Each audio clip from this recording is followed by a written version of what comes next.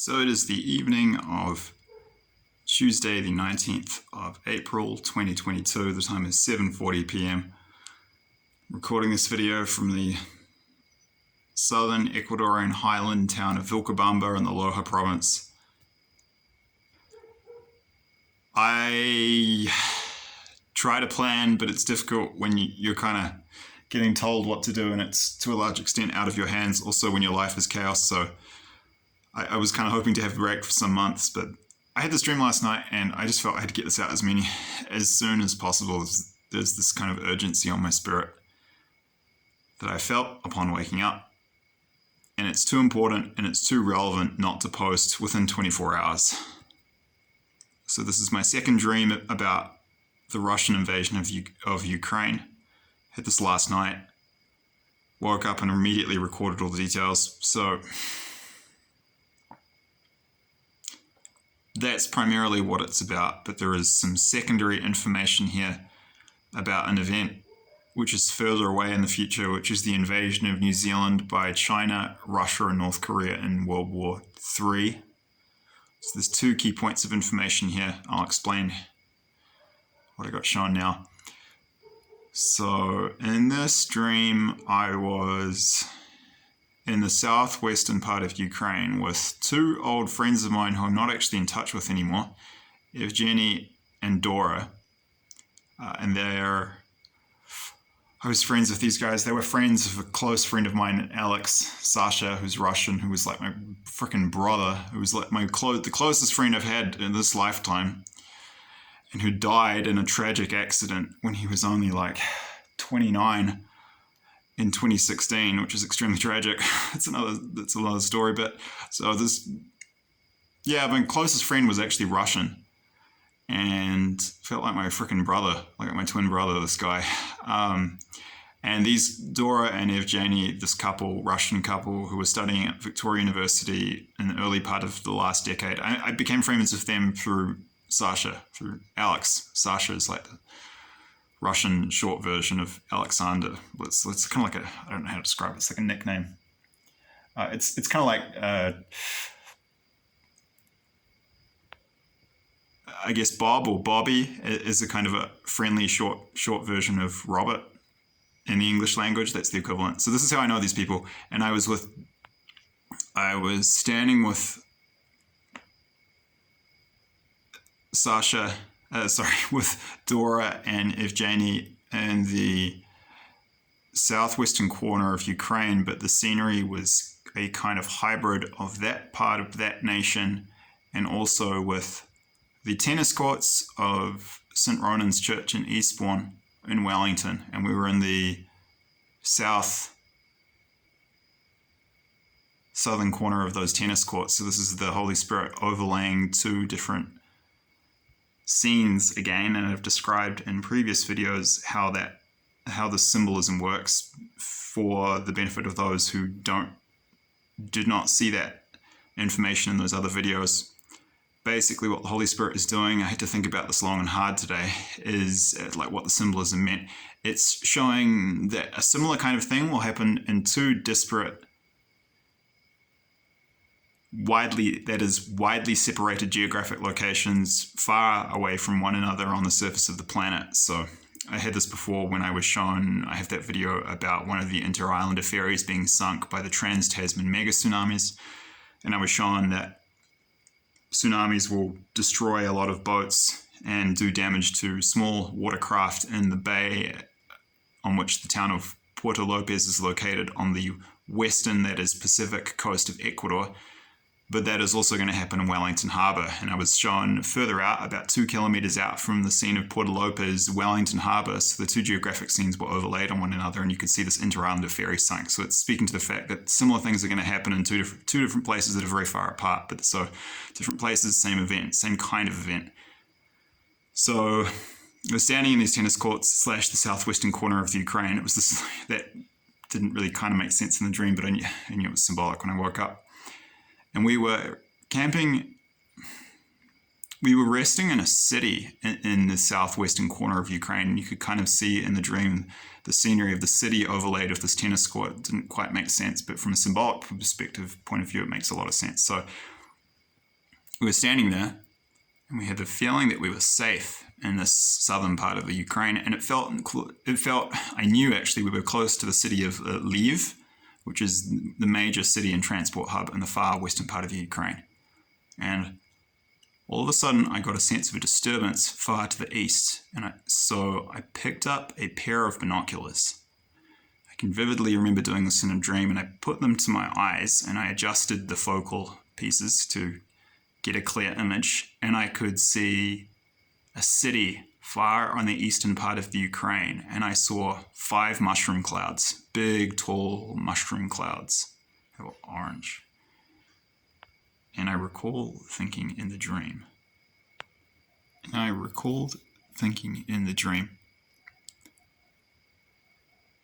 if those aren't nukes, if those aren't nuclear weapons, then they're not too far off in terms of the explosive power and destructive capability of the munitions, the explosives on these bombs or missiles that were being detonated in this eastern Ukrainian city. And I had a real sense of the ferocity and strength and associated terror of this attack.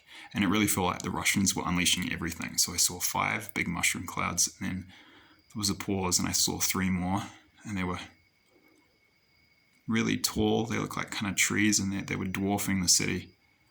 But they weren't kind of completely literal. They kind of looked like sketches in the dream, so they were sort of symbolizing the strength of the attack. But it wasn't made clear to me if they were nuclear weapons or not. Certainly they could have been, but I'm not sure about that.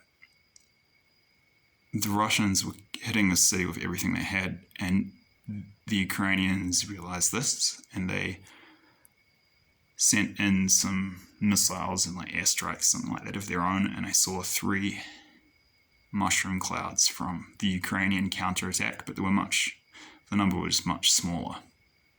So there were only 3 compared to the Russian 8, which is symbolizing the respective strengths of the military forces that were engaging in this eastern part of the Ukraine. And this was a blitzkrieg. They were lightning war. There was this massive, extremely fast attack, and they were hitting this city with everything they had. The next part is really important and striking. So I knew this was it, and the Russians were beginning a new offensive, and it was different to the one that was seen thus far. They were holding nothing back, and they were going for the throat. They were going for the jugular. It was like they weren't mucking around. It almost feels like they're testing things right now, and they're doing a dry run for future campaigns. But it's not what this was. This was meant business, and they were ready to. They were hitting the Ukrainian side of everything they had. So the next part is interesting.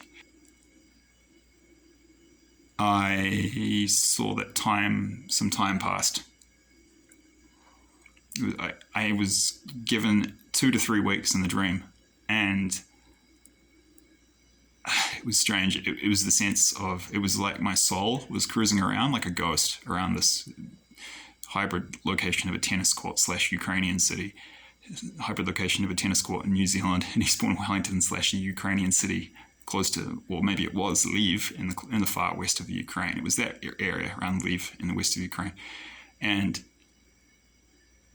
it was weird. It was like I had been planning to be there, and I'd been living there, and that had been the plan.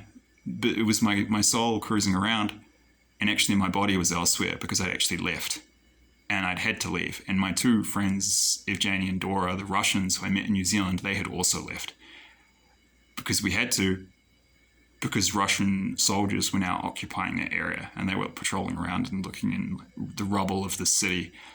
And the other symbolism here is that after this massive attack where they're committing, and they might use nukes, these massive weapons, the Russians are going to blitzkrieg Ukraine. They're going to take off the gloves. They're going to take the gloves off, and then they're going to take the whole of Ukraine, and they're going to do it fast. It's going to be like blitzkrieg in the first opening stages of the war in Europe in World War II. It's going to look quite different to what we've seen so far. So that's what I was shown. I don't know when this is going to happen, but the inference is that in the near future, this is what the Holy Spirit was showing me, there's going to be a Russian attack and a Russian campaign, and it's going to look very different to in Ukraine, and it's going to look very different to the current one we're seeing. It's going to be overwhelming force, just ridiculous. The Ukrainians are going to be compelled. They're going to have no obligation but to hit back with everything they have, because this, it's do or die. Like, that's the final battle, but they're going to be overwhelmed, and Russians will take the western part of the Ukraine in a matter of weeks. That's what I was shown, 2 to 3 weeks, and it was done. They were to leave in the western border of the Ukraine, and who knows, they could go beyond that. That's, into other parts of Europe, but that's all I was shown. So I don't know when this will happen, but that's what I was shown by the Holy Spirit last night. So there's a Russian blitzkrieg coming, and when it happens, it's going to look very different to what we've seen in Ukraine so far. Symbolism of the tennis court in New Zealand, I realized this later today, is that when the invasion of New Zealand happens during World War III, it's going to happen very quickly, and the sense was, so that location of the Ukrainian city in the far west of the country near Lviv, overlaid with the scene of the tennis courts, and my Russian friends having left, which represents them having to get out of New Zealand because military forces from their own country were going to attack this country that they were at war with, that these Russian friends of mine, I'm not actually in contact with them anymore, were living in about 8 years ago when they were studying at university, at Victoria University in Wellington. It's symbolizing that the war is going to escalate very quickly when that happens, and these are two separate events but similar themes and things happening. It's going to escalate really quickly once it begins, and once the war in Europe happens, it's not going to be that long before the Russian forces are in New Zealand, and it's going to happen much faster than anyone could have imagined, and people are going to be shocked by the speed of it. And that backs up a message I received about the Russians' contribution to the invasion of New Zealand by Axis forces in a dream which I've posted previously, talking about Russian troops invading New Zealand and popping out of the sea. Like, it happens really quickly. It's very well organized, and it takes New Zealand off guard. It's like global lightning. It's global lightning war, global blitzkrieg, as it were. The inference here is that the Russians have really good intel and have planned this out well in advance. And I've had a dream about that also. I've had a dream about Russian spies in New Zealand using techniques to infiltrate the country